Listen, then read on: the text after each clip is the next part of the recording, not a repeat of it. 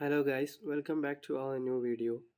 And this video I will show you how to make a retro look in your image using Snapseed.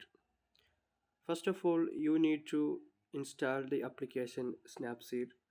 Open your Play Store and search for Snapseed.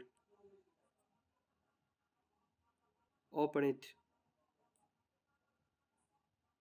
Here you can see the open option on the left top side. Tap on it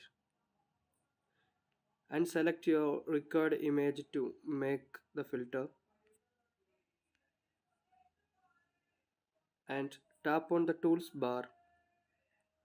Here you can see the option, the tool Retrolux. Choose Retrolux. Here you can see so many filters.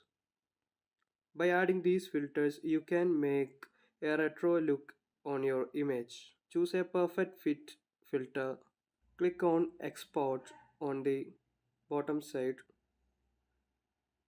Now the image is installed in your device.